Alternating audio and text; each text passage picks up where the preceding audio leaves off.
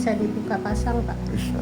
Bisa ya? Di jantung kota Pamekasan ada dokter gigi yang ramah dan kalian tempat kami merawat gigi dengan baik dengan tim yang profesional. Itu kuning-kuning apa ya, Pak ya? Yang samping sini. Iya. Itu plastik. Emang itu sakit emang pertama itu. Terus saya tutup di situ pakai plastik, lubang juga. Plastiknya plastik apa, Dokter Pak? gigi yang peduli Plastik itu termoplas ada itu Beli juga. beli panggang biji plastik itu. tanpa pandang. Dia meleleh. Kalau kena kunyit dia biasanya pak kuning nggak bisa di. Memang bawaannya ini? Enggak, aslinya putih. Karena Enggak, dia biji plastiknya itu memang bawaannya. bawahnya. Satu paket maksudnya? Iya, Sama beli biji plastik putih itu. Cuman tinggal diencerin pakai air panas. Dia akan meleleh, jadi Di jantung terus kota tinggal dimasukin. Pamekasan Oh, dipasang. ada dokter gigi yang ramah. Kami menawarkan layanan yang lengkap dengan dokter Saya baru yang melihat sekarang. berpengalaman dan perawatan yang memadai. Lihat, Kami membantu Anda untuk memiliki bisa dibuka. gigi yang sehat, Yang senyum gigi yang palsu. indah. Yang ini bisa. Ya, coba dibuka aja. Dentalia, rumah sehat gigi yang peduli dengan hati yang tulus. Kami melayani Ini tadi, Sulit ya? Anda ini tadi yang tanpa dulu. pandang Oh, Ya. satu gigi itu. dari pemeriksaan hingga perawatan. Cuma satu. Iya, ini Kami satu siaga yang di dicari sini Coba apa untuk ya? membuat Anda Yang kuning itu tersenyum. terpisah ya. Itu bapak. Enggak, Rumah terpisah. sehat gigi yang peduli dengan hati yang tulus. Kami melayani Anda tanpa pandang bulu. Assalamualaikum warahmatullahi wabarakatuh. Sahabat Dentalia, kita jumpa lagi ya. Kali ini saya ingin membahas kasus yang baru saja saya temui. Kasus di praktek ya, baru saja dapat pasien. Di video ini bisa tergambar ya. Di video ini udah bisa tergambar. Jadi kondisinya pasien ini beberapa bulan yang lalu dia datang minta cabut giginya. Gigi depan sentral yang sebelah kanan minta dicabut. Nah, pada waktu itu memang giginya goyang dan tinggal satu yang utuh, yang lainnya sisa akar. Kemudian dengan edukasi segala macam, pasien sudah memutuskan kondisinya memang goyang waktu itu. Goyang sehingga membuat tidak nyaman. Nah, beberapa alternatif saya sampaikan, tapi pasien tetap memilih untuk dicabut. Oke. Akhirnya saya cabut dan setelah beberapa bulan kemudian baru aja datang minta gigi sebelah-sebelahnya itu ada yang panjang menurut dia. Sebentar, saya ambilkan model gigi ini. Nah, gigi yang normal kan seperti ini ya. Pasien ini minta gigi taringnya dipotong. Nah, pikiran saya ini motongnya separuh dari panjang gigi itu minta dipotong. Kenapa? Karena gigi taring ini menurut pasien ini terlalu panjang sehingga membuat giginya nampak yang satu itu sangat panjang sekali. Jadi pada pertama datang itu pasien sudah langsung minta dipotong gigi taringnya. Gigi taringnya yang menurut pasien itu terlalu panjang. Jadi sebelum saya memutuskan untuk bisa dipotong atau tidak, tapi yang jelas dalam pikiran saya jelas gigi ini tidak bisa dipotong atau tidak boleh dipotong. Jadi yang dimaksud pasien itu seperti apa sudah bisa saya bayangkan. Jadi sebelum saya jelaskan, saya minta pasien untuk diperiksa dulu giginya secara keseluruhan. Jadi waktu saya tanyakan, Bapak pakai gigi palsu ya? Iya.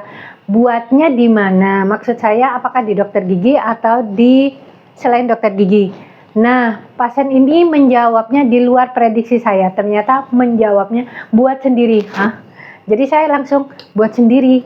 Nah, saya memang pernah melihat sebelumnya di media sosial ada yang membuat video untuk membuat gigi palsu sendiri. Nah, ini pasien saya kebetulan menjadi korban dari salah satu penjualan pembuatan gigi palsu sendiri. dia belinya online. Nah, dia itu beli sendiri katanya biji plastik, kemudian cara pembuatannya dicelupkan air hangat, dipanasi sedikit dengan air hangat, kemudian ditaruh ke giginya, di model, dan kemudian sudah jadi.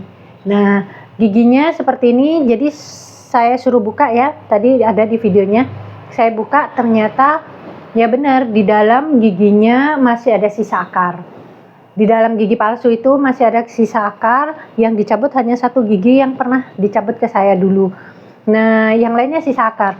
Dari pemeriksaan itu kemudian saya jelaskan bahwa kondisi ini kalau dipotong nanti efeknya akan ada efeknya kepada gigi taringnya. Karena solusi yang sebenarnya bukan memotong gigi taring yang masih vital. Jadi, kondisi giginya ini saya jelaskan pada pasien bahwa pembuatan gigi palsunya otomatis yang pertama salah ya.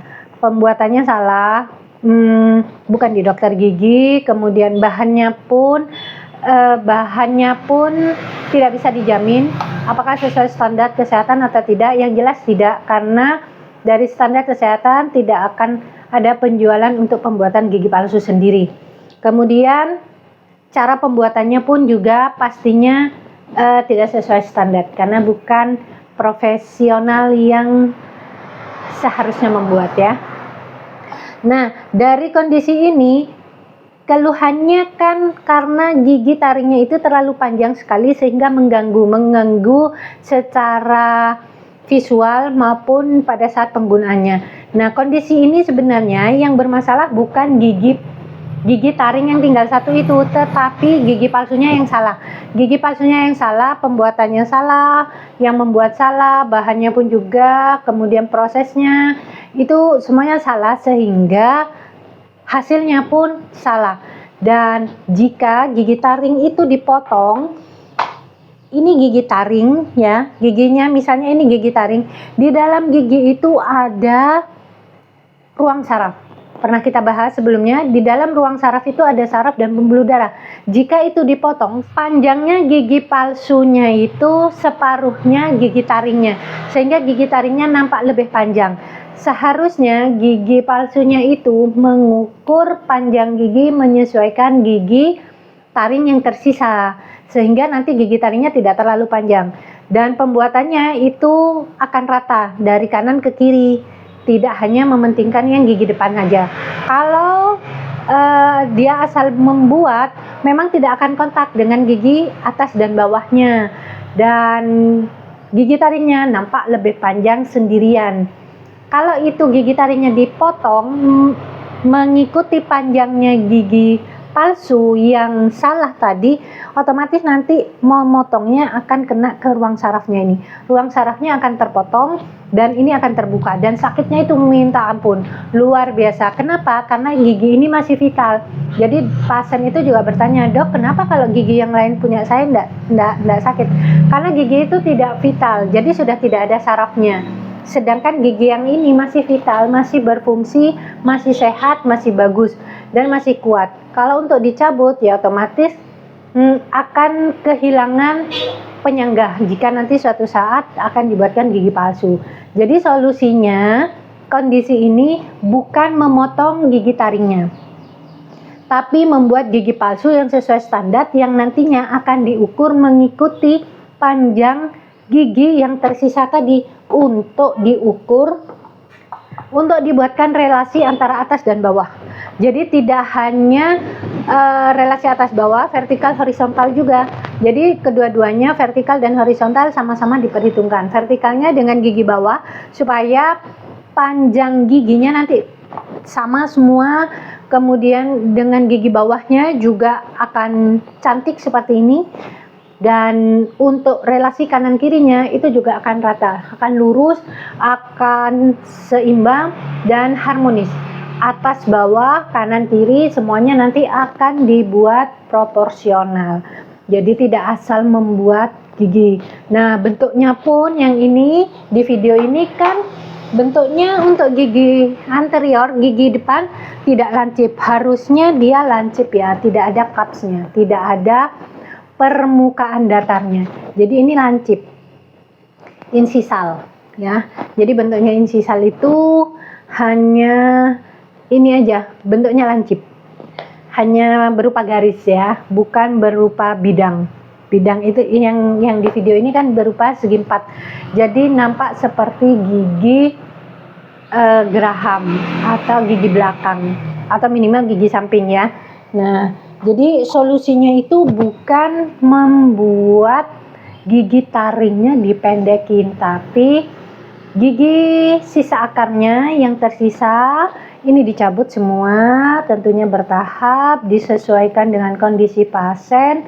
Apakah dicabutnya satu-satu atau bisa 2 gigi yang bersebelahan atau bagaimana, tergantung kondisi fisik keadaan umum pasien pada saat akan dilakukan pencabutan. Setelah semuanya dicabut, yang sisa akar barulah dibuatkan gigi palsu yang sesuai standar kesehatan, baik bahannya, caranya, otomatis dokternya ya, operatornya maksudnya yang membuat. Jadi semuanya sesuai standar kesehatan supaya hasilnya juga sesuai standar kesehatan. Nah, kalau pembuatan gigi palsunya seperti pasien ini, tentunya di sisa akarnya tadi otomatis dia kan kondisinya gangren, mati. Terjadi penumpukan sisa makanan di situ, bakteri, kotor dan segala macam. Kemudian ditutup, otomatis dia akan mempercepat proses pembusukan, proses gangrennya akan lebih cepat. Jadi proses pembusukan di gigi itu akan semakin cepat, otomatis giginya akan semakin keropos, semakin habis, semakin menipis nantinya. Tapi bukan cuma sekedar itu, pembusukannya itu kan menyebabkan penumpukan bakteri yang lebih banyak, dan itu akan menyebabkan penyebaran bakteri yang lebih luas lagi ke seluruh tubuh. Itu yang perlu dihindari, apalagi usianya sudah pralansia atau lansia, itu juga menjadi faktor komorbid, menjadi faktor resiko untuk menimbulkan penyakit-penyakit yang lainnya. Jadi seperti itu ya sahabat Dentalia, bukan langsung tiba-tiba kita harus buat sendiri. Dan ini katanya bahannya apa ya, dia tadi bilang termosen apa gitu ya. Jadi pembuatannya memang harus di dokter gigi. Jadi pembuatan gigi palsu itu tidak hanya sekedar menutupi gigi yang sudah sisa akar, atau tidak hanya sekedar buat mengunyah. Kalau kondisinya seperti ini, gigi palsunya tidak sesuai standar, pasti mengunyahnya pun tidak akan sempurna. Otomatis terjadi gangguan pada metabolismenya karena proses mengunyahnya tidak sempurna. Jadi pembuatan gigi palsu itu tidak hanya untuk itu, tapi yang perlu diperhatikan nomor 1, fungsi pembuatan gigi palsu itu untuk fungsi mengunyah kalau gigi belakang. Kalau di gigi depan lebih ke arah estetika, walaupun fungsi mengunyahnya, memakan atau menggigitnya itu juga tetap harus diperhatikan. Jadi fungsinya gigi palsu itu untuk mengunyah atau untuk makan gitu ya. Kemudian yang kedua untuk estetika, untuk fonetik, kemudian untuk membentuk postur wajah yang proporsional juga. Jadi seperti itu ya sahabat Dentalia. Fungsinya untuk fungsi kunyah, fungsi untuk fungsi makan maksudnya, fungsi estetika, fungsi fonetik, fungsi bicara, dan untuk fungsi kesehatan otomatis ya. Jadi jangan dikesampingkan dari faktor kesehatannya, tidak hanya untuk menutupi gigi yang sisa akar. Seperti itu ya, semoga bisa menginspirasi sahabat Dentalia yang lainnya yang ingin membuat gigi palsu. Jangan malah memperburuk kondisinya, karena jika kita membuat gigi palsunya bukan di dokter gigi asal-asalan, bukannya tambah sehat, bukannya tambah cantik, malah tambah bermasalah dengan kesehatannya, dengan estetikanya, dan giginya biasanya dia akan semakin rusak karena dipaksa untuk dilakukan pembusukan, dipaksa ditutup sehingga bakteri anaerobnya dia berkembang lebih cepat, bahkan ada yang sampai menimbulkan bengkak di mata, di pipi, di dagu, seperti itu ya. Di video saya sebelumnya juga sudah pernah ada itu beberapa video yang efeknya salah satunya itu pembengkakannya di pipi, sampai ke mata, sampai di mana ini, di leher, seperti itu. Dan bahkan ada juga yang sampai menimbulkan kematian karena penyebaran bakterinya tadi. Oke, demikian sahabat Dentalia untuk kasus kali ini. Terima kasih, semoga bermanfaat. Silahkan di-share ke sahabat Dentalia lainnya. Terima kasih. Saya Dr. Gigi Holilia Saifiati. Wassalamualaikum warahmatullahi wabarakatuh. Salam sehat. Klinik yang ramah, Dentalia tempat